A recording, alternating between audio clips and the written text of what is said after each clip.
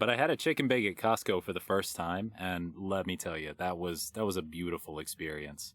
I think the only failing was that I didn't hollow it out and throw a hot dog down there too, because everyone tells me that's the way that you're supposed to do it. Everyone has an opinion about hot dogs and Costco chicken bakes? People are opinionated, yeah.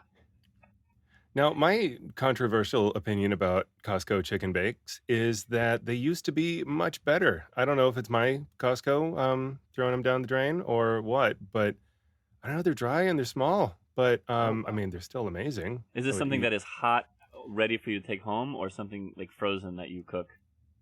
No, it was hot. Spoiler, I haven't had a Costco chicken bake. We got to change your life. I would make them a major part of my diet if my wife didn't tell me, no, that's going to kill you. For 3 meals a day, just eating chicken bakes constantly in the car. And it's like $3 too. It's a Everything solid way to like just spoil your sodium levels and everything else. Just go ahead and have that for 3 meals a day. It's America's answer to the potato, which is supposed to be nutritionally 100% of what you need. Grows out of the ground. Who said that food is not affordable anymore? Huh? You're telling me $3 each, $9 to eat in a day. That's $270 grocery bill, my friend, for the month. Wait, did I do the math right? Yes, I did. Budgeting is easy. It's that simple. A little generous calling it groceries, but actually, you have to go 3 times a day. Right, because you have to pick them up. But they're not as good. Heated later. Could you go even cheaper? They've never survived long enough for me to heat them again. Could you go even cheaper and only survive on? How long do you think you could go snacking from the tables that they provide samples? Could you go a whole day and get 3 meals worth of food, or would you get kicked out? What would happen first? You would need disguises. I mean, if you rotate. However, it's Halloween. Anywhere between June and the end of October, they've got the Halloween costumes up at Costco. So as part of the for you. Yeah. So could you go in just you yourself with nothing else, and just rely on Halloween costumes and sample tables to survive on a Saturday? That's a sampling our Halloween costume. I'm taking samples of those to see if the disguises match up, and then I'm also partaking of the other samples. Yeah, that's how it works. I'm just sampling. In the weeks after this podcast releases, we're going to see new craze on TikTok. How long can you survive in Costco? Yeah. Ugh, we came up with that idea first. Is that that? What was that movie? There was a movie that they stayed in lived in a Walmart. Could we live in a Costco and have a movie based on? That's Tom Hanks in the terminal, and that's an airport. That's exactly what I was thinking. Yes, that's the opposite of this. It'd be 5 times as expensive to eat anything, and it wouldn't be a chicken bake. That's the long story short. Yeah, you get a Subway sandwich, $20 for a 6-inch. Oh, not meeting nutritional needs. No. The only store open is Hudson News. So you're just eating peanuts and constantly. Had trail mix for the last week straight. Yeah. I dread M&Ms. I fear the raisin. It's that simple. Well, the raisin's your only fruit at that point, right? Are you getting anything else? Got scurvy in the airport. Is there a vegetable at Hudson News? I don't think they're allowed to. I was going to say Cheetos, but that's cheese. They're not under contract for it. They're actually under contract not to have it. Exactly. Yeah. That's how you open a franchise. Do you have any vegetables on site? No, you're hired. I think that's right.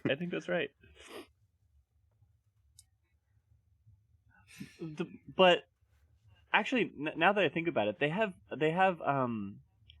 Have you had a pizza bake? I can't claim the chicken bake, but have you had a pizza bake? At Costco or just thing, in general? In general. Is that where you... That's the closest that I know. Well, no, I think I got it at Costco. And I don't know that. Is that just it's a calzone? Pocket. It's a Hot Pocket. I'm thinking about it now. It was a while ago. Is it not a thing? Am I making this up? Did I have a dream that I had a pizza bake? In college, I had one of those $1 Totino's pizza, and I just kind of rolled it up. It's this is a freshman burrito. I think it was pasta with Yeah, like if a pizza just didn't have crust and instead had pasta. Does that I'm count? going to take a moment to visualize this inside of my mind because I'm having a little trouble. So instead of the crust of a pizza, you just have red sauce and cheese on top of pasta. On top of a bunch which of I pasta. believe is just pasta at that point. Okay, I maybe I don't just had know. pasta. maybe I just had pasta. I had lasagna and it was just mind blowing. What a pizza bake!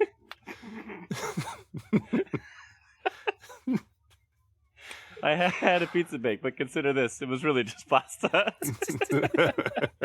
It wanted to be called pizza bake, please. Welcome to our Get Rich Quick podcast. Yeah. People say you can't make money, dude.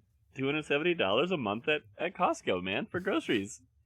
And then sell pizza bake ideas to Who's General gonna Mills is the only one that comes up. Who's gonna buy this idea? You need to get on Italian restaurant Not me. distributor lists and just have pizza bake on there. People mistakenly order it, and then it's just Thinking that pasta, and they assume that it's the other things they've already ordered. So it's like that guy who sent the bills to Google and they just paid him. Yeah, I see. Okay. Go to Olive Garden during Never Ending Whatever month, and no, I need pizza bakes. Never ending whatever. Like there's this is never ending everything. I'd like to go to. I haven't been to Olive Garden in a while either. I need to go out more, maybe. This is your chance. Well, or Costco and Olive Garden isn't the whole world, I suppose. A tour of Italy, as it were. Yeah, you'd had the tour of Italy in Costco, followed up with an Olive Garden trip. Olive Garden, Epcot, basically the same thing. Yeah. Around the world.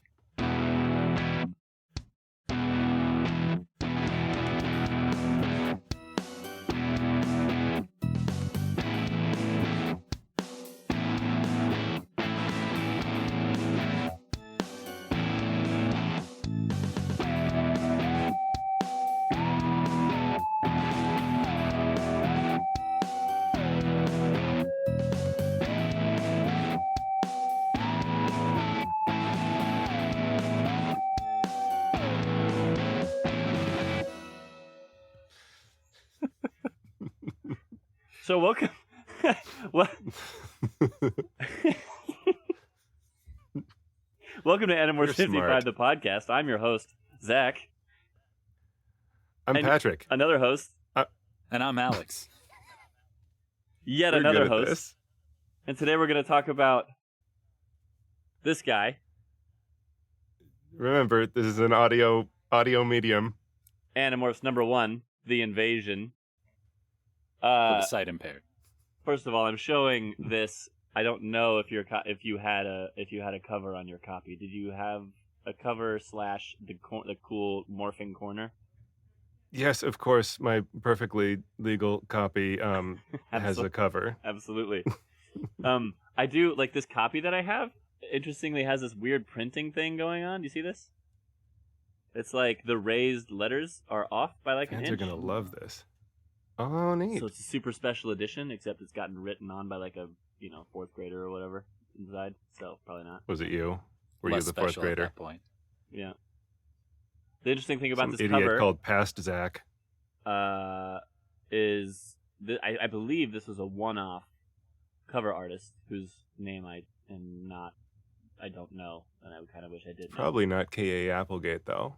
But it's the only one that has an 8 image cover, and it also, you can tell, like, look at those graphics right there on that second panel. That is horrifying. That is some 90s computer generated morphing technology right there. That is some Donkey Kong 64 level graphics. It really does. Maybe they changed it as a result. I don't know. Does anybody want to read the back of the book and or the tagline on the front? Hit it. You do it. Okay. Well, the front tagline. Some people never change. Some do. As we go through this, I don't know how do you say, related they'll be to the plot of the book, but I feel like it fits. I guess. Very The loosely. whole theme of the book is people changing. Yeah. Some people didn't, and some people did. Nailed it with Some that people, tagline. So just the back the we ones. have, sometimes weird things happen to people. Ask Jake. He may tell you about the night he and his friends saw the strange light in the sky. He may even tell you about what happened when they realized the, quote, light was only a plane. From another planet. Hey, here's where Jake's story gets a little weird.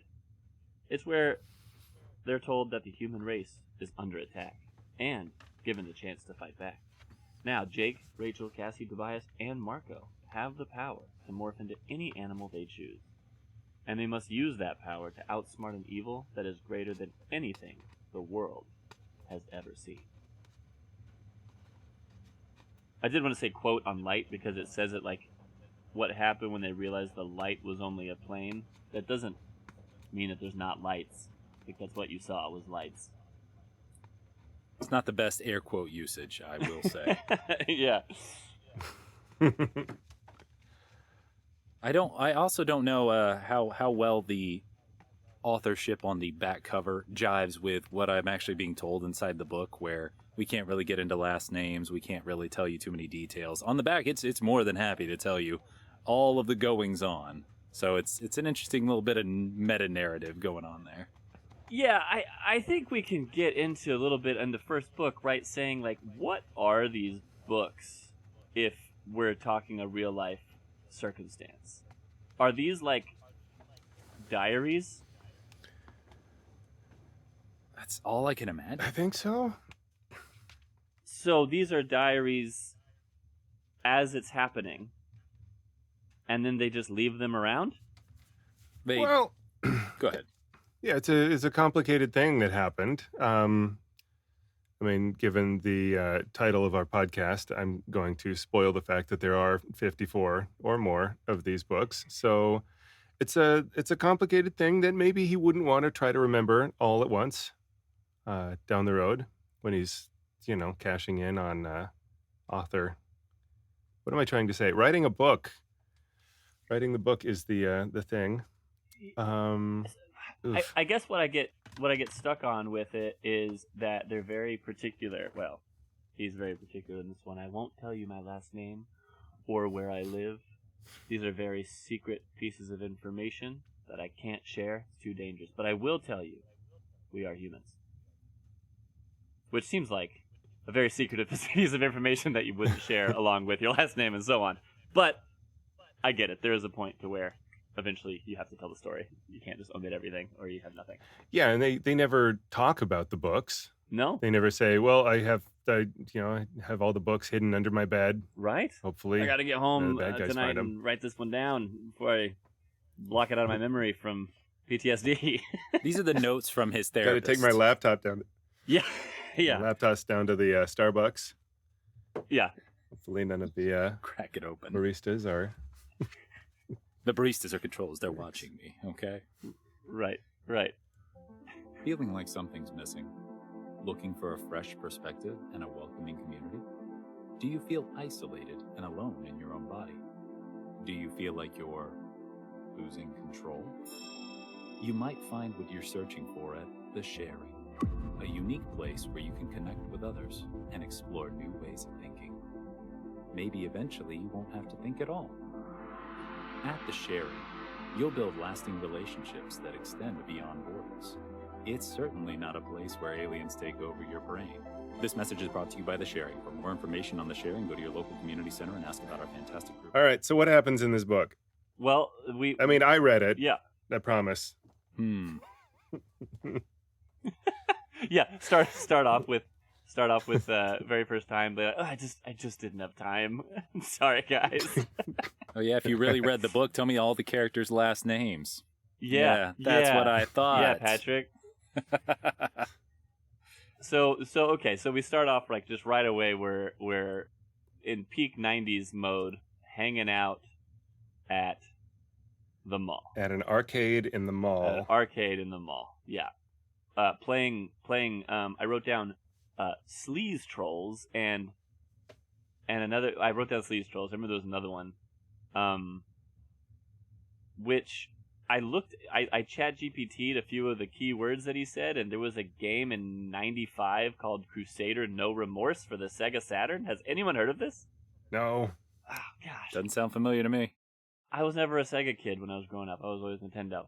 But they're at the arcade, hanging out, being ultimate '90s kids, and just kind of have circumstances where they meet up with their future teammates, right? Like, oh look, there's another one. Oh look, we ran into someone else, and it just happens to be the 5 of them. Our characters are Jake. Well, we're not trying to protect them. We can tell everybody. Jake and Marco were playing in the arcade. Then they meet Tobias on the way out, and Tobias is a lovable puppy of a young man who just like, please let me be cool with you. Yeah, and who's gotten. I remember this is not the first time. I think they remember swirlies happening. Did you or anyone you know get swirlies?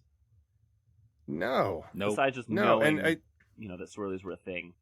No, and not knowing any better myself, I feel like that's people making cartoons and TV shows for kids at the time. Oh, back when I was a kid, this is what they did, and so yeah, they'd still do swirlies and wet willies and steal your lunch money. I've never seen anybody get their lunch money stolen. Yeah, I guess that's.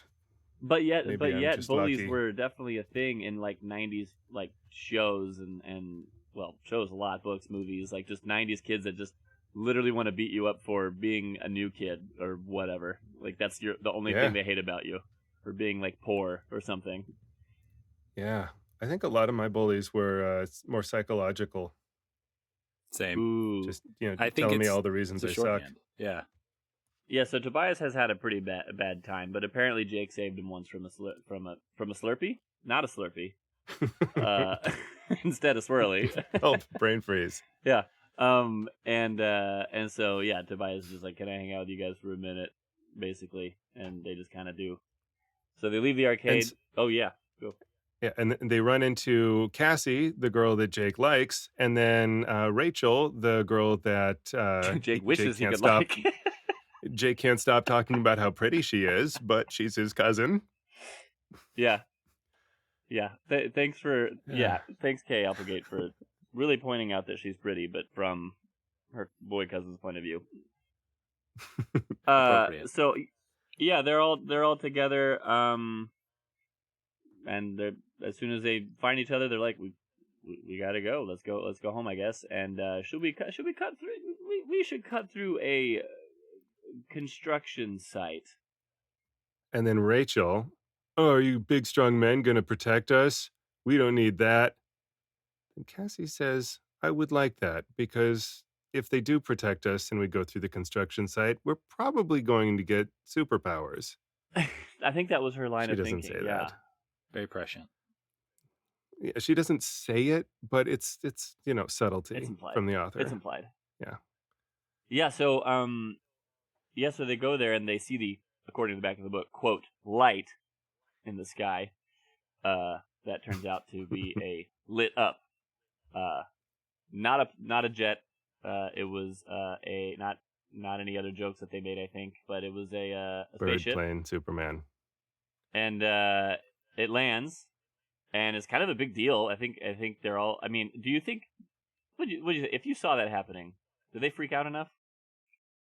The level of freak out that occurred was not appropriate for just a ship casually and blase landing right in front of you. And then the goings on that happen later, I feel like are almost the exact opposite. Well, now we've seen an alien spaceship land, and we're dealing with other aliens that are just parading across. Y'all don't seem particularly bothered by that either. You very unflappable teenagers. Yeah.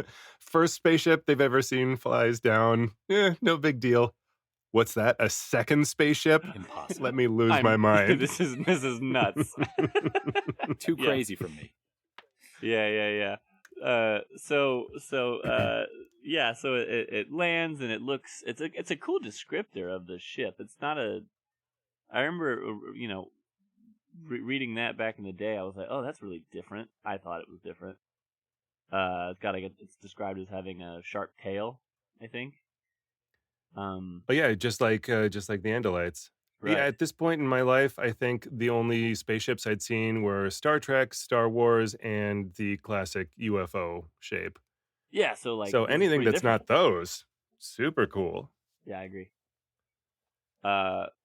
Door opens up, But yeah, and we have alien comes out. We describe an Andalite for about a page, and they're blue and fuzzy, but they got a crazy tail that's it's gonna kill you 6 ways from Sunday. and extra eyes. Don't forget the extra eyes.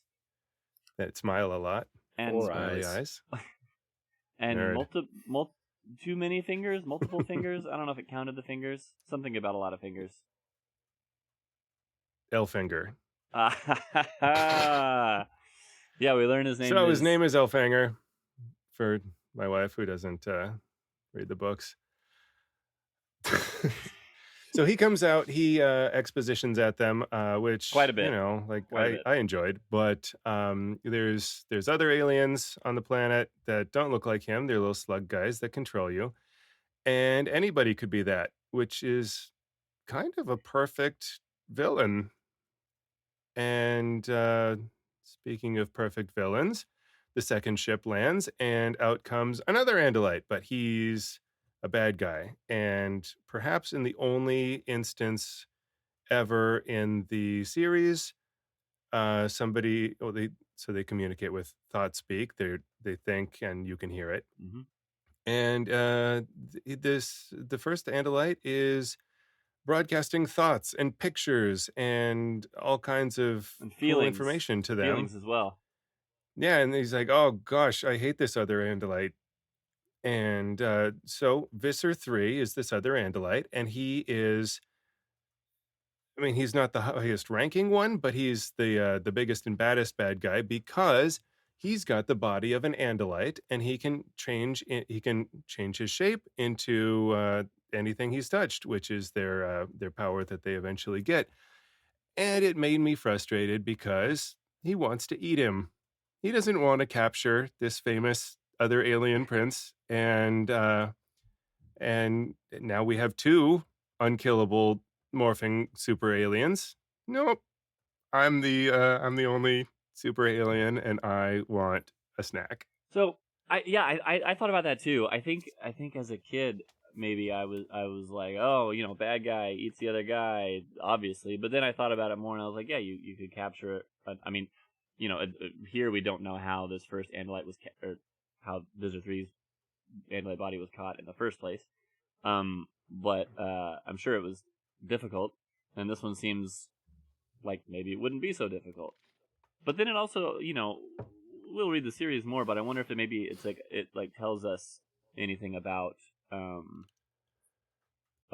like the like personality, not the personality, but like the way that alien race is, right? Like, oh, I'm so prideful, like I'm gonna beat my enemy, that even if it's a dumb decision in the long term, I'm gonna show everyone how powerful I am by doing this thing, which, you know, ultimately could be a weakness, I suppose. Yeah, and okay, so for reading this book for this podcast was the 3rd time I've read this book.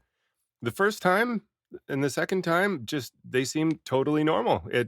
Yeah, eat him. That's what you do. It wasn't until this 3rd time that it seemed like, you know, maybe you should take him over. And I think that's because Elfanger, the first Andalite, is dying at this point. And you think, well, he's going to die. He's not going to be any use. And later on in the series, perhaps in book 2 even, we kind of figure out more about how morphing works. But nowhere in this book, I don't think, do they get injured and then morph back and heal up, do they?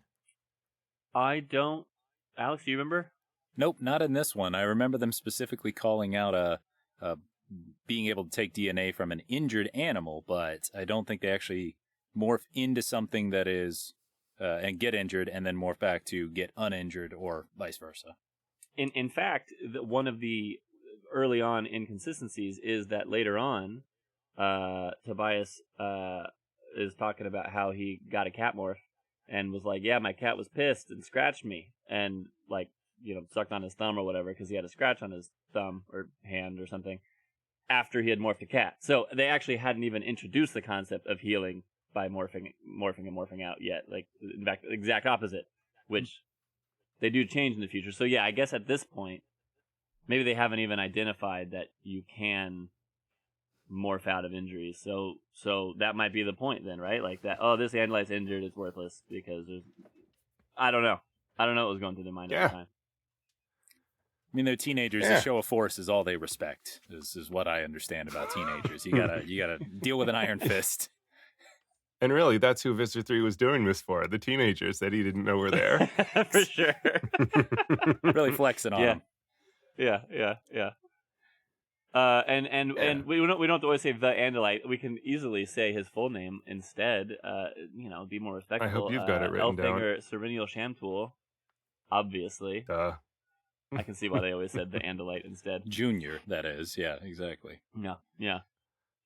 His I did have a question here. Given the whole, the inspiration of Invasion of the Body Snatchers and this kind of thing, where it's like you can't trust anyone, and it could be anybody, and that kind of thing. Why did he trust the kids? Why did Elfhanger come down and be like, "These are the first humans I see. I trust them." I mean, why? Because there's a reason why they never talk to other people for help, because they're like, I don't know who, but it had to start somewhere. They had to find out from someone, which is what happened here. And why? Why do you think Elfhanger trusted them? Wouldn't it have been pretty bad luck for him to have trusted someone who did turn out to be one of the controllers? He's like, yay, we got the morphing technology. Now we're all super aliens and it's gonna be much easier for us. Book series 5 books long instead of 55. Yeah. And the other ones are just like, here's how I destroyed this city. Pretty much. I wonder if there's something to, like, I don't know. I couldn't get a sense of their exact age, but maybe he sees like 13-year-olds or whatever. Maybe we get a better sense of their age later, but I get the feeling that they're pretty young, and so maybe he sees them and is like, these guys aren't controllers. They're 13. Who cares? If nothing else, it'll be good for a laugh. Why not? I'm dying at this point, so could be funny. I don't have to see the results. Not my problem anymore. Wash my hands of it. Visitor 3 morphs into this hideous thing because not only does he have the morphing technology, but he can go. He's been everywhere, far more places than just Earth, and so just big, terrifying, scary, bitey monster, and all the kids, they just scare the crap out of them. They all run. But we also get some introduction to some other aliens there. The Hork Bajir. Am I pronouncing that even close? I sounds good. It's like one of those words that you kind of read in your mind for years, hoping that you're right. Yeah. I read Hermione as Hermione for the longest time when I was reading Harry Potter back in the day. It's in Iowa. And I wanted to say, there is a Animorphs TV show, and I haven't watched it, and it's universally regarded as not very good. But if they ever do pronounce Hork Bajir on there, then it's canon for something, because that's got to be the only audio medium. Sure. Or this is like an official audiobook. And did you with that one and also the Taxons, did you have anything in your mind that was like, because they describe them some, but way later we do see pictures of them on various like covers and things, but like we don't have anything. So how did you envision it? I had these pictures in my mind of both of them, both species, and then later on we actually get some artwork. I don't know, dozens of books later, and my mind's just like, nope, my way's right. Alex? So I specifically looked at them. I as far as the description went, I think I refined the Hork Bajir to T-Rexes with knife hands based on what he had described them as. Okay. And then the Taxons as centipede dudes with the quote, if you tried to hug one, your arms wouldn't make it halfway. Not that anyone would want to, which that last bit felt editorializing, a little hurtful towards them.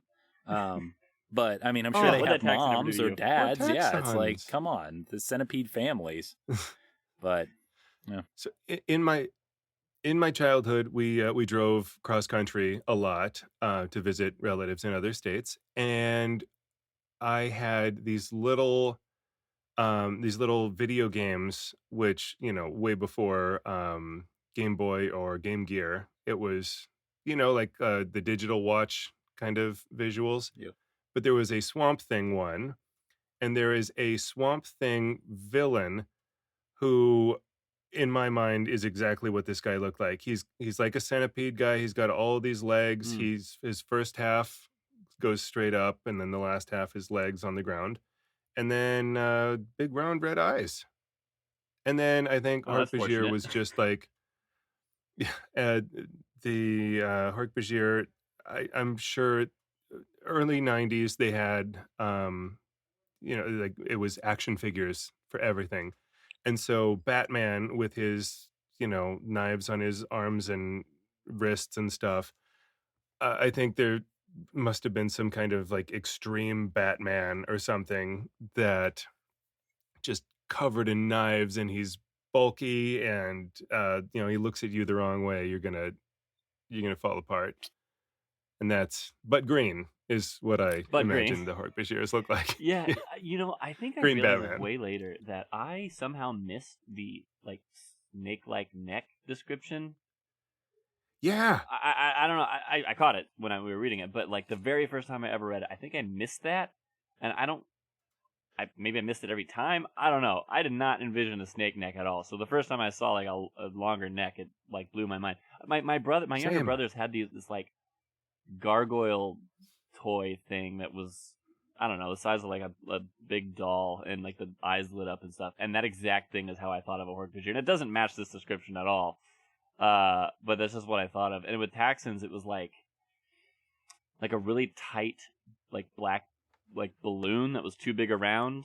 Almost like a really ugly like Gloom or Vileplume from Pokemon. But with the mouth on top, just gnashing upward. I never really saw it as, again, centipedes. Like, why did I not see it as like a long body? Instead, I saw it as, those Kongs that dogs have, those toys. Yeah. That you can like. Okay. Yeah. It's like bulbous on the bottom, a little more on it's like red. I think of that, but like legs on the bottom and teeth on the top and black. I don't know why. That's not at all how it's described. The child's mind. Yeah. And I'm sitting here imagining these like horrible things, and my parents are like, "Oh, I'm glad he's reading. It's fine." Good for him. Yeah.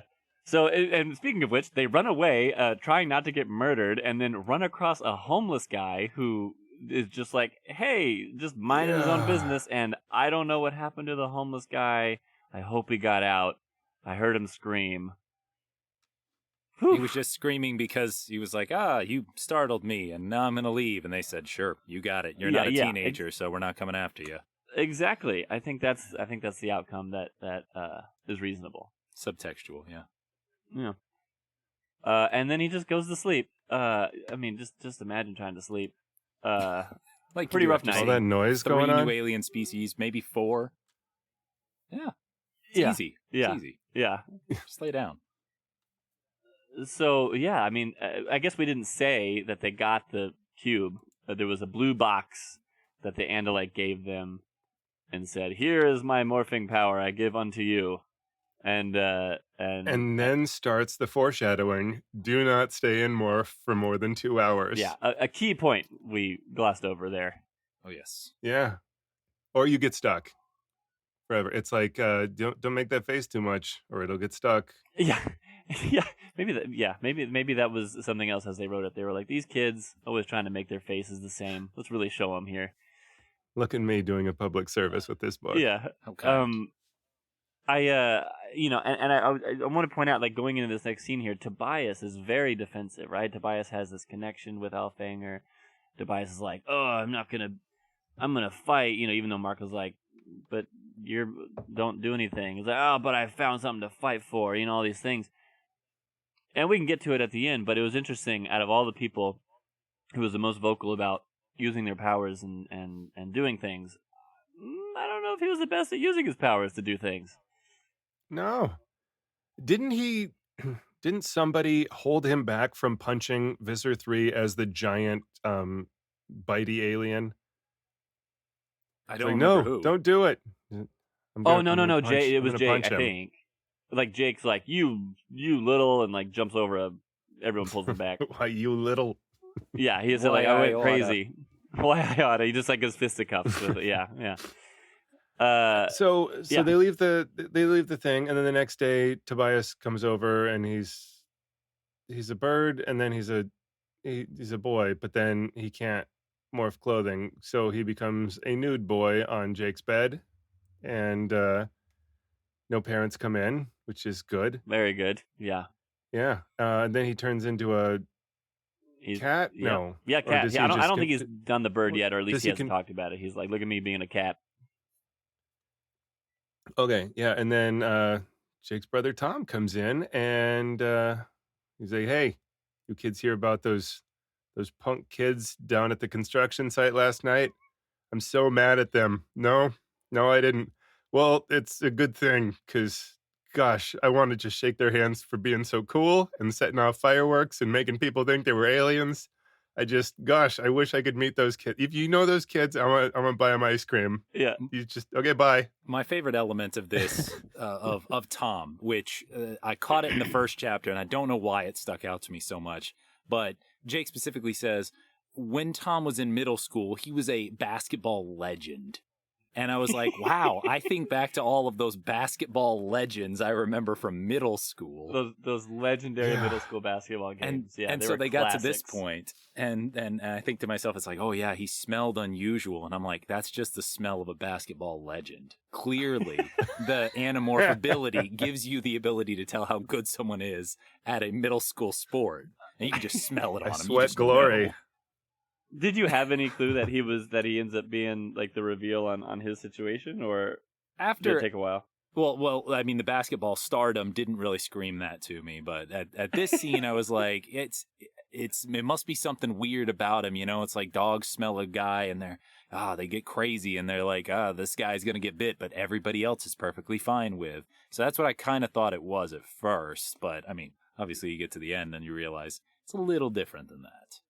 But yeah, it talks about it is his the second time they've heard this, right? Because I think this is a bit of we skipped a little bit, I think, because they do run over.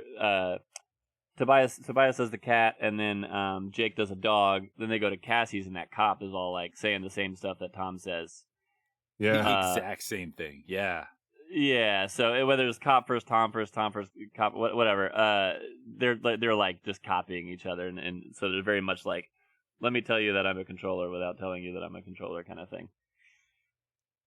But for Jake's brother, it's like it talks about him completely changing his personality. Like he's no longer interested in basketball. He's no longer interested in all the things he used to love, including me. Back then, it's like, oh gosh, he's probably an alien, and now it's like he's probably depressed. Poor Tom. You should spend more time with your brother, Jake. Go join his club. Also, high schoolers, you know, like we went to high school. That's in what high he's school depressed now. by. Like, yeah. He doesn't play basketball anymore. I knew something was wrong. Oh, also he's in high school. Okay, well, you've really washed out any suspicion that we have about this kid now. Yeah, he changed personality. He's just constantly quiet. He just eats all the time. His eyes are a little bit red. I don't know what happened. He wants to sleep. I don't know. So yeah, they finally say like, okay, all these people keep talking about the sharing. I guess we'll go to the sharing. Seems like a thing. Yeah, they were having a barbecue at the beach tonight. Yeah. So then they go to the beach, and so far we've got Tobias as a cat, Jake's got a dog morph, Cassie's a horse. Nobody else has touched their powers, and they go to the beach, and hey, isn't this fun? Yeah, maybe we should join this club. This is pretty fun. And then full members go down the beach. Ooh, I wish I could spy on that meeting. But unfortunately, I got this new superpower a day or two ago, and I cannot be bothered to play with it. Yeah, so just like, should I be a horse? Should I be a beach horse and spy on them? No. Yeah, and then when he's a dog, he's still weird about it, right? He's like, oh, I'm sneaking around. Wait, I shouldn't sneak. Yeah, a little more practice. I mean, the same thing happens later when they're looking for the Yeerk pool, right? They end up going to. He confirms that Tom is a controller, and he finds out also his assistant principal is a controller. And then the same thing, he becomes a lizard. Not as much practice beforehand. I mean, I don't know, and tries to figure out. Yeah, no, he about specifically says he has not practiced being a lizard. He shrinks in the locker. Everything around him is becoming gigantic. His lizard brain panics. He tries to get out and then immediately tries to get back in. And then he runs down the hall, and it's like being on a rocket ship or something. He's just like flying down this hall as a lizard. And just, and maybe we're learning lessons, practice once or twice before it's a life and death situation. You would think. Maybe. Yeah. But also, if you're 13, 12, yeah. I don't know. I was dumb. Still am. I was so dumb. Yeah, they're doing a good job. But then he's a lizard. He's panicking in the hallway and flying all over the place. Not literally, because he's a lizard. Mm-hmm. And he hears voices. He's Chapman go into the janitor's closet, right? And then he comes back. Yeah. Yeah. Okay. He sees Chapman go in, and he's like, "Oh, I'm not gonna go down there to that hellish sounding place." And then it's like next chapter or something like that. Oh, they come back, and he calls out how much worse the screaming is to human ears. Yeah. Just like the lizards weren't interested in screaming. Yeah. But they did finally decide a spider. If we want to go. I think Marco says if we want. First of all, Marco comes up with the word Animorph, and then he's like, "Oh my god, I hate that I said that word. Everyone, leave me alone." But he does finally say something like, "Okay, I don't think we can beat the Animorphs. I mean, wow, I don't think we beat the Animorphs. I don't think we can beat the Yeerks if we're a bunch of lizards and cats and horses. I don't think that army's gonna win." So they're like, "Okay, we should actually get good." We should just get good. So they go to the zoo that Cassie's mom is the vet at, and let's go get some dangerous animals. So they split up, or they're chased, and then they're walking through some back tunnels. Security guards go, "Hey, you're not supposed to be here," and they start chasing them. And Jake and Marco split off from Rachel and Cassie, and Tobias is just like, "I wouldn't be a bird." Mm-hmm. And so just like at the construction site, they chase Jake and Marco and leave the girls alone. Here at the zoo, they chase Jake and Marco and they leave the girls alone. And there are all kinds of dangerous animal enclosures, right? They almost sit on a tiger's head because they are backing away from the sounds of people, and then Tiger's like, I'm gonna eat you guys. And a classic joke of it's right behind me, isn't it? That kind of thing. Yeah. And then Marco gets a gorilla, and then there's a golf cart chase that in epic in scale, not to be replicated until Paul Blart Mall Cop comes out years later. That is involved, yes. Yeah, which we see. We saw Marco get a gorilla, which is a great choice, I think. Yeah, and we see Jake get that tiger. We don't see the other three, and it turns out only it's a surprise for later. Only one of them got anything else, I guess. Like what? Rachel gets an elephant, right? And Cassie's there, right? And right, Tobias and so is there, Tobias. Right? And they just don't. I'm just gonna watch you. Yeah. I mean, they're not the ones that got chased, so I guess that threw me a bit. I mean, I suppose you could say they did get something and they just haven't used it. But, I mean, this would be the time to use it in the final fight at the end, so... Or like, for literary quality, say, hey, just so you know, I did get a skunk morph, so that in book 3, when she pulls out a skunk morph, oh, that's when she did it. Yeah. Rather than, I just happened to have a skunk morph. Is exactly the thing I needed to get out of here and pick the lock. Leads to some weird circumstances where it's like, when did you touch a skunk? Talents. Like, where did you find this creature? I get the zoo. I do. I get the dog. I get the cat. I get a bird even. I get the rescue hospital where we're seeing some animals that are a little bit more unusual. But I feel like there's some animals you're just not quite running across all that often. Did you have to go out and catch the lizard? Did you just have lizards around you? I don't know. There's some. Yeah, they said the lizard was in the barn, and I feel like that's, I don't know, like, have you ever tried to catch a lizard? Oh, Timmy, the lizard that's always at my barn. That common thing. We have lizard. We have geckos all over the place outside my house, and they're they go baby to full grown adult and get eaten fast enough for me to not, of course, name them. Yeah. Like I'm not gonna notice. Oh no, that's that one lizard. Yeah, I know. I recognize. But they probably treated it for dementia or something. So they get back and their friends weirdly don't believe them about like all the things they had to do to get like a tiger morph, while they didn't do anything, I guess. And so they're like, all right, let's meet up. Let's go hit this pool. Not like go swimming, like let's go hit the Yeerk pool. And they get have there, to every 3 Cassie's days. missing. They're like, ready, go. And Cassie's missing, and Tobias is already in a morph, being irresponsible, the one who keeps saying, I want to use these powers to defend humanity and stand up for something, but I'm only going to be a bird, and I'm going to be irresponsible with it, and I'm not going to get any battle morphs, and I'm going to get stuck right away. And for the spoilers, for the fourth time, they say, hey, Tobias, are you sure this is a good idea? You've been in that for a while. Remember, you'll get stuck. Remember, you'll get stuck. Remember, you'll get stuck. No, good. Just it's so great, guys. Have you been a bird yet? Have you been? Yeah, right. But can I? You can't just ask somebody why they're a bird. Did you sleep last night, Tobias? No, I was just busy outside touching birds, man. I was just so excited to get to be in more birds. Yeah, I was in morph 1 hour 59 minutes. Morph out real quick. Morph right back. That's all I did all night. Does that bird have a watch on him? It's a very small watch, but he seems like he can kind of lift his talon and look at it. Jake, are you stressed out about this? Why are you so stressed? Just relax, man. Just be cool. Be a bird. You won't worry about it anymore. Yeah, so they go down there, and it's just the worst, right? The goal is they're very intro level. They're like, we're gonna get Tom. Well, hang on. They get to the school, and then they're like, okay, Tobias is a bird. Cassie's just missing, and then they hear Cassie going, help, help! I'm being detained, and quite good timing. Somebody's dragging Cassie down into the Yeerk pool, and they're like, thanks for opening the door for us. And they follow him down, I guess. Yeah. And so the Yeerk pool is described as you could have. Oh yeah, you kids need to come get some fireworks from me next time you set off fireworks. Yeah, but the I was Yeerk actually pool worried is about this described cop. as. I was like, if this cop is suspicious, this cop. I was both thinking this cop is going to be a problem, but also they haven't named this cop, so I feel like it's not a problem either. So I couldn't decide, right? Yeah.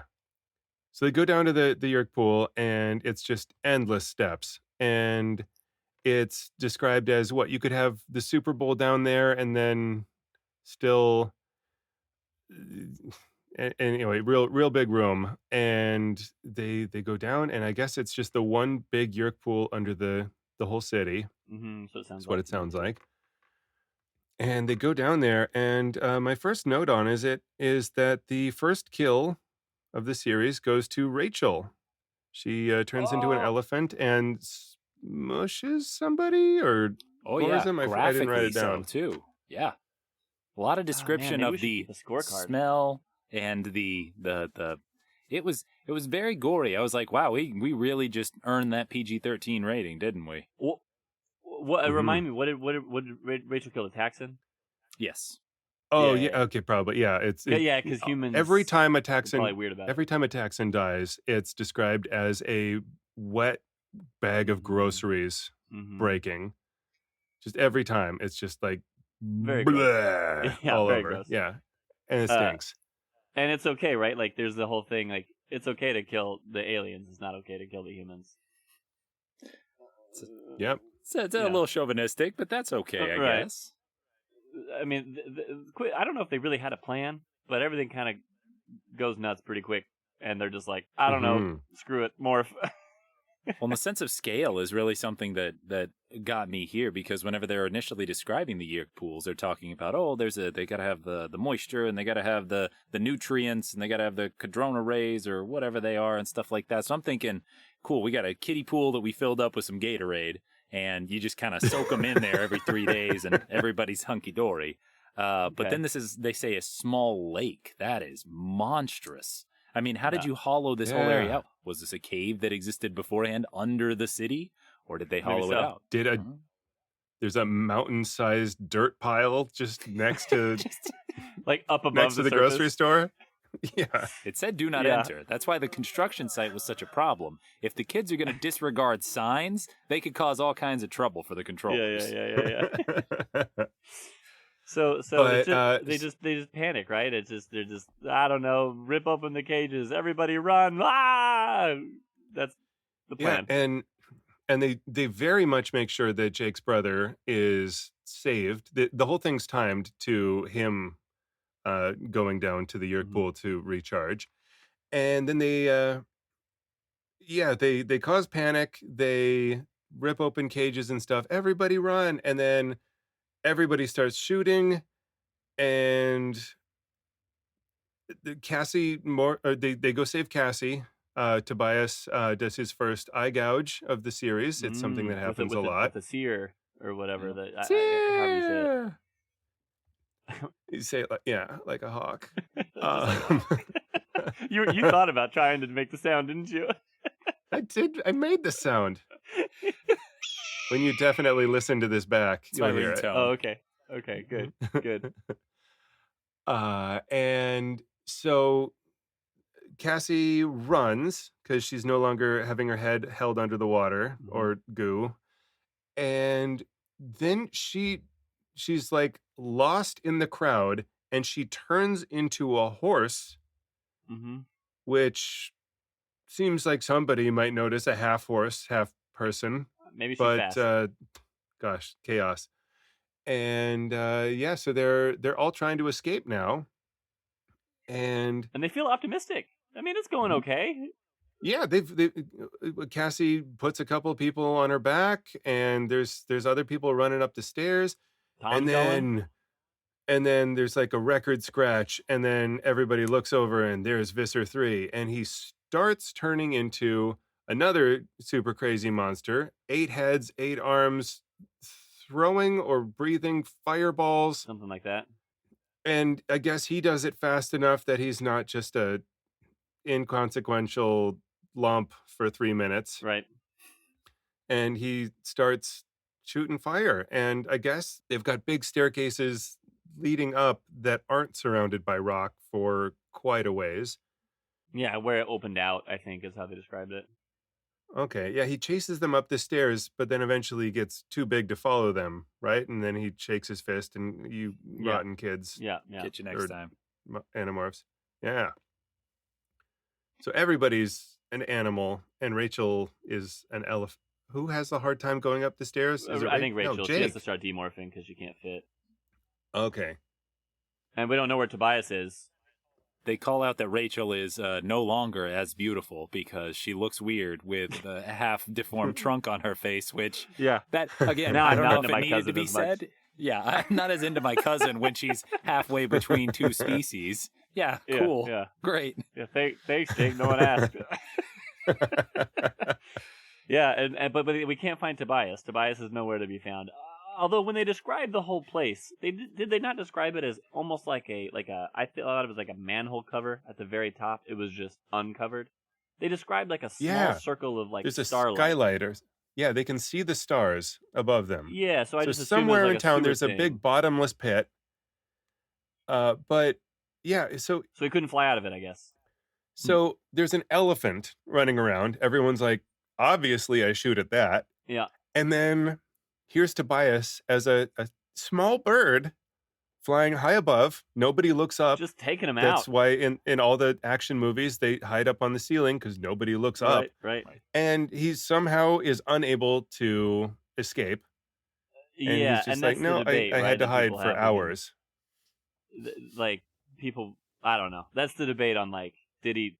Well, I guess we can get there. I mean, really, it's the end, right? Like they get up there and everyone's just they've lost everyone. They save one person, right? Don't they say they saved that one person? Yep. We don't know what happened to that one person. She has a story to tell, or maybe she won't because she's like, I don't want to get caught again. Deeply traumatized. Oh, this is as they're running up. I have written down Tom tries to run and punch Visser 3 as the 8-headed fire-breathing monster. Yeah. He's just so mad. It didn't work. Don't want to leave. Gotta go punch him. Well, it's a pretty crazy thought to be from Jake's point of view and be like, he's kind of hanging out with his brother for like 10 minutes. You know, like his actual brother for like 10 minutes. And it's like, there he is, I'm hanging out with him. And then, you know. And then you see it later, he's just like frozen. He's trapped in his brain, in his mind again, just like he was in that sharing meeting, man. Oof. Yeah. And then Cassie's got the 2 people on her back, and she's running up the stairs, and one of them, and the one on the back, gets hit in the back with a fireball. Mm-hmm. Boom, out. Just out, yeah. And they escape. They escape. And one lady goes free, and we never hear from her again. Right. And I guess at that point, it's just, it's a very fast wrap up. It's very fast. It's the next morning. We're alive. That was awful. Tom's still a controller. I heard him come home. Look, I guess we'll try again sometime. Oh, look, Tobias is stuck. That sucks. Yeah, no one really seems broken up over that. It's just like, oh, that's a real bummer, Tobias. Sorry, man. Yeah, we'll see where that goes. Okay, I mean, whatever. Did Tobias get stuck on purpose? I guess that's the question, right? Did Tobias get stuck on purpose? 100%. You think so? Yeah, I can't think. With 5 or so foreshadowing, hey, Tobias, remember 2 hours, buddy. Have you tried being a bird, though? Yeah. Definitely. The only thing all my problems go away when I'm a bird. The only thing that keeps coming back is like he was just so defensive about I'm going to use these powers, it's going to be awesome. But he was the least responsible one, right? Like even Marco got a kick-ass morph in the gorilla. Yeah. Even though he was like not fighting, we can get into that another time. But conscientious objector, right? Yeah. Well, I mean, what were you guys' thoughts as an intro book to the series? Yeah, I thought it was pretty good. As I noticed a few like inconsistencies in things. Which one, it's written for preteens or whatever, and I didn't notice them my first read through, and so I thought it was pretty well constructed world and characters and plot. I thought it went really well. It heavy hitting thing with Tobias at the end, and having Jake's brother be a controller really, brought the danger close to us rather than, there's people out there, they'll get you. Yeah, sure, the same people that'll give me razor blades and drugs and my Halloween candy. And it's not going to happen. Yeah. And so I don't know, I want to give it a 9 out of 10. I thought I did a good job. Alex? I mean, I reserve the right to change my vote when I hear what you guys think. There you go. Of course. About to sandbag it. Here we go. Oh, well, let me think. I think the characters are just generic enough to be kind of a self-insert. I think it gives you a lot of room to put yourself in kind of the mind of these kids. But also there's some times where I just really have to write it off as, well, these are teenagers. I have to kind of grade on a curve for them, because there's moments where there's these, oh my gosh, the sky is falling. We just saw a bunch of aliens and we're going to die. And, somebody says, oh, I'm going to go sock that guy in the face, even though he just ate the alien that I first met. And other times whenever things just seem to be absolutely blasé and just everything's fine. And I don't need to deal with the crushing body horror that I just watched underneath the school in a secret compartment, and the fact that anyone that I meet could be this, race trying to undermine the earth. That's there's a lot of big emotions I really didn't see in this. But it's got a lot of core tenets that I feel like each individual character is just generic enough. Each setting is just generic enough. When I'm visualizing some of these things, I visualized rooms that I was in as kids, or as a kid with friends and such, watching them and thinking about what it would be like if they had told me this. And so As far as being able to jump back into it and feel like it's I don't know, a book that I can tie myself to, I'd probably give it an 8. But I'm curious to see where the remainder of the books show up in the series, because I'm still looking forward to reading the rest of those. And I might come back and say, "Oh no, this was the best of it, or this was the worst of it." So, yeah. Yeah. So... Not as much of a sandbag as you you alluded. I fooled you. 8 versus a 9. I'm gonna trash this book. 8. Yeah. Trash. 8 out of 10. Yeah. Worst thing I've ever read in my life. 7. So you got to try to take off the nostalgic glasses a bit when I'm reading this kind of thing, because this was a big part of my childhood. But I think the premise is awesome. I mean, I think it started with K.A. Applegate wanted to have kids being animals. That was the idea, and then we have to think of some sort of threat, and I think that was where Michael Grant came in. And I think it's a really good combo of having like animal powers to defend the planet against these aliens that take over people's brains, and you can't trust anyone, and you just because you really could write it as if like, yeah, it's happening out there right now, and go outside. Like, is there anything to prove me wrong? Okay, yeah, this is like a real thing that's happening. And the world building, Patrick, you're right, man. The world building is cool, and it's only one book, and I think it's really good world building already, with like how the mechanics work, how the races are, like how the characters interact, like having the different pieces of info like every 3 days, and Andalites versus Yeerks, and like how did the Andalite controller become a thing, and how is morphing a thing, and just there's a lot to it already. It's really cool. I mean, I like it a lot. I gotta. There was some inconsistencies that they take away later, and we can talk about. But oof. Oh, I'm gonna go 10. I'm gonna go 10 out of 10 because 10. Man, I freaking love this book, dude. Wow. I freaking love this book, man. Yeah, this book has to pull a lot of weight because it's setting up the whole world, but it doesn't feel like exposition-y too much. I know I used the word exposition earlier, so it's got some, but it didn't feel like, oh, I have to read through all this. It left me with questions I had, like, ooh, I want to see where this goes. I want to see, like, how did Visser 3 become a thing? What other crazy monsters does he have? Are we gonna ever go back to the Yeerk pool? Are we? What do we? I mean, it even said that the Yeerk pool entrance they knew of shut down, so now they don't know how to get back, right? So like, what's that going to be about? Yeah. Well, I'm looking forward to the next book where Tom regains his right mind for a little bit and challenges Visser 3 to a one-on-one basketball game. Yeah, for he his said, "Hey, freedom. you got me last time with the punching, but hey, I was a middle school basketball star, But then we find out that Visser 3, in a like Mike situation, has touched Michael Jordan, turns into him. Because he's clearly what I'm reading is he's got a repertoire of all kinds of accomplished, dangerous creatures from across the universe. I don't think it's unrealistic to say professional basketball player is one of them.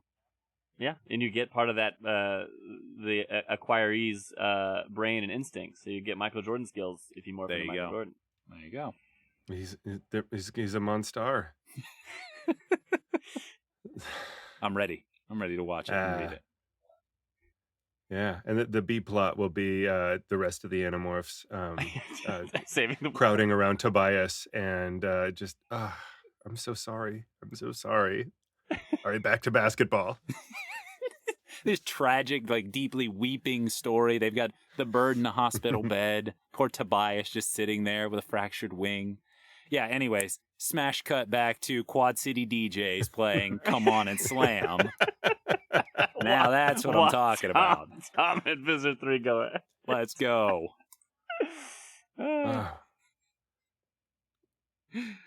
So for kind of a closing segment, I thought that this is one that we could kind of explore sometimes, and I want to call it "Explore That Lore." And so for this one, I think what I want to pose to you guys is there are a few inconsistencies. You might have noticed them, you might not have noticed them.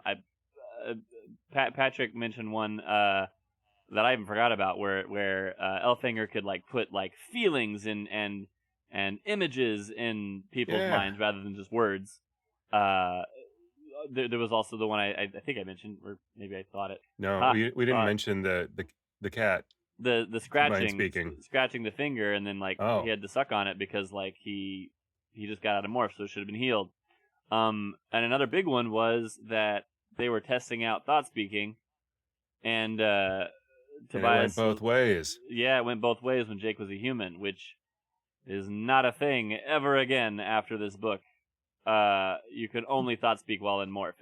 In fact, yeah, you can only thought speak while in morph. So unless you're an Andalite, Andalites can do it whenever they want. Yeah, yeah.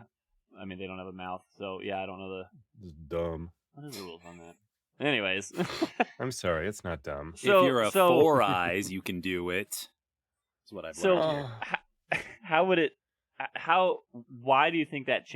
So they don't have the ability to morph away injuries at the moment, or it's not mentioned. They do have the ability to thought speak as humans, and Andalites can give you feelings. How could like where? Why do you think that they would change that? All three of those things in the future. How would the story be different? How would how would this go? I think looking at the way that the lizard section is handled, where he gets his tail stepped on by assistant principal Chapman, who, you know, obviously the assistant principal's a bad guy. Everybody could have known that. Obviously. But I was wondering, I immediately thought, I was like, oh, it's a lizard. So I wonder if the tail's going to be detachable, which, you know, I'm sure there's some biology student somewhere or some, you know, veterinarian who's like, you fool, the anole doesn't shed its tail whenever it's stepped on. You absolute buffoon. There's no way. Yeah. But I was assuming, I was like, oh, that's going to be very interesting to see when he morphs back. I wonder if he's going to, you know, be missing something. But I think it also sidesteps a lot of questions about, like, well, they got their leg cut off while they were an elephant, so which leg is going to get cut off? And since technically they don't have arms, did an arm get cut off instead of, you know, I think it's probably a convenience factor just as much as it is something where they say, you know, oh, let's try and compare animal to human biology in a morphing state. Yeah, and I think that if they could thought speak while they're human and put pictures and feelings into people's minds, it would be way too powerful. They could coordinate perfectly no matter what they're doing, to the point where I think the stakes would be drastically lowered. But then also probably pulling pranks on people all the time. I mean, they're 12 or whatever. No, that's definitely a tunnel through that cliffside wall, and then pow, Wile E. Coyote straight into it. They have these like abilities to save the world, and all they're doing is just painting tunnels on walls and convincing people that it's real. First job at Acme that guy, I'm pretty sure that guy is Visitor 3. I'm gonna put like a very detailed pit in the ground in front of him, so he's going to inch alongside the food court of the mall, and everybody's gonna think he's an idiot. Yeah, we'll show him. It's funny because, like, I think on the Visitor 3 aspect, I think he comes off as a very scary, formidable villain in this book. And I do remember it eventually becoming very mustache twirly, Team Rocket blasting off again type thing, where I don't think that painting the hole or tunnel would work for him now, but in 20 books, maybe. Yeah. I'd read it. I'd still read it either way. Good. Maybe you know what? There is a lot of fan fiction out there. It's a big Animorphs universe. Maybe someone's written it. Maybe someone's written a fanfic where they painted a pit to get Visitor 3. Visitor 3 gets bullied by a bunch of teenagers, so you know we're really turning the tables on him. Yeah. And then they're all thought speaking at him at the same time as humans, and he can't figure out who it is. Can't focus. Dang it! This is the way to defeat him.